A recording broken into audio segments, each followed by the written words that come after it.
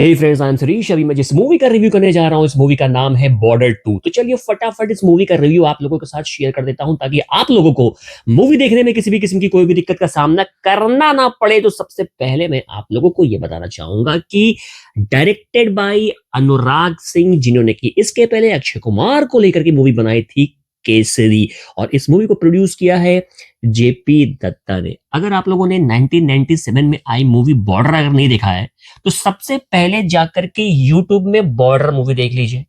अक्षय खन्ना, सनी देओल, सुनील शेट्टी, कुलभूषण खरबंदा, पुनीत इस्सर और सुदेश बेरी जैसे उत्कृष्ट कलाकार का उत्कृष्ट अभिनय हमें उस मूवी में देखने को मिल जाएगा। और रेटिंग की अगर मैं बात करूं, तो बॉर्डर जो कि 1997 में आई थी, written and directed by JP Dutta, उस मूवी को अगर आप आज भी देखोगे तो 10 आउट ऑफ 10 दिए बिना आप मानोगे नहीं, क्योंकि उस मूवी में प्रेजेंटेशन इतना लाजवाब था, इमोशन इतना लाजवाब था, गाने इतने लाजवाब थे, हर एक बंदे का परफॉर्मेंस इतना लाजवाब था कि देखते ही आपके आंखों से आंसू भर भर भर भर भर भर करके निकलना तो तय है। अब चलिए बात कर लेते हैं जो मूवी अभी आई है बॉर्डर 2। ये मूवी बनी कैसी है? देखिए, इस मूवी को लेकर के बहुत दिनों से बहुत तगड़ा वाला हाइप बना हुआ था। मेरे हिसाब से इस मूवी को सिर्फ और सिर्फ सनी देओल की सक्सेस को इनकैश करने के लिए बनाया गया है। गदर आई, गदर 2 ब्लॉकबस्टर हो गई। उसी हिसाब से सनी देओल को मेन मेकर्स ने अपने दिमाग में रख करके इस मूवी को बनाया है, क्योंकि इस मूवी में ज्यादा से ज्यादा रोल हमें सिर्फ और सिर्फ सनी देओल का देखने को मिलता है। मूवी का जो लेंथ है वो 3 घंटे के ऊपर का है।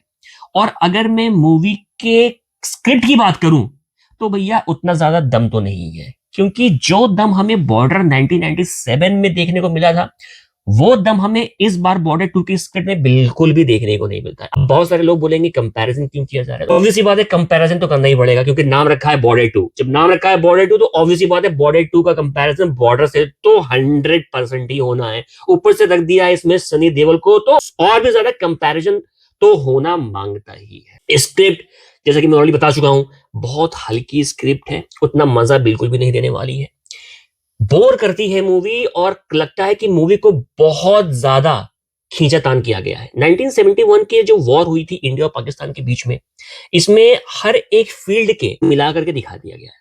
एयरफोर्स, आर्मी और नेवी, तीनों का काम कैसे होता है पाकिस्तानियों को रोकने का, ये हमें इस बार इस मूवी में देखने को मिलता है। अगर मैं यहाँ पे डायरेक्शन की अगर मैं बात करूं, तो अनुराग सिंह का डायरेक्शन नहीं अच्छा है, उतना अच्छा नहीं है। ये भी नहीं कहूंगा कि बहुत बुरा है, उतना अच्छा नहीं है, कह सकते हो कि एवरेज है या फिर बिलो एवरेज ही है।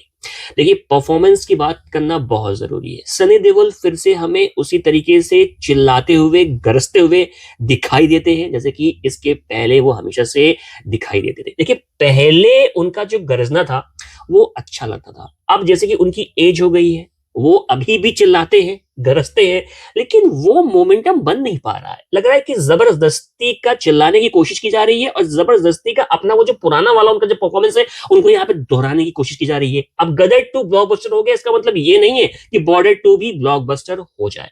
तो सनी देओल का काम भी यहाँ पे मुझे ठीक ही ठाक लगा, बहुत ज्यादा मुझे वाव नहीं लगा।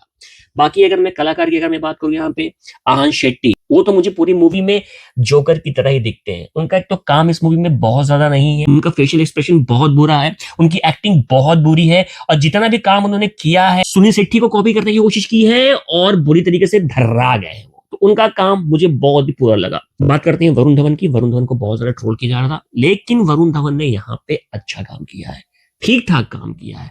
बहुत ज्यादा उन्होंने यहाँ पे इस बार ओवर एक्टिंग करने की कोशिश नहीं की है। जितना भी काम उन्होंने किया है, ठीक ही ठाक काम किया है। दिलजीत दोसांझ की अगर मैं बात करूं, तो उनका काम भी यहाँ पे ठीक ही ठाक है। प्लस जितनी भी एक्ट्रेस है इस मूवी में, सोनम बाजवा हो गई, उनका भी काम ठीक ही ठाक है। और कुल मिला के जितने और भी कलाकार हैं, सारे लोगों ने यहाँ पे अपना काम ठीक ही ठाक तरीके से करके दिखाया है।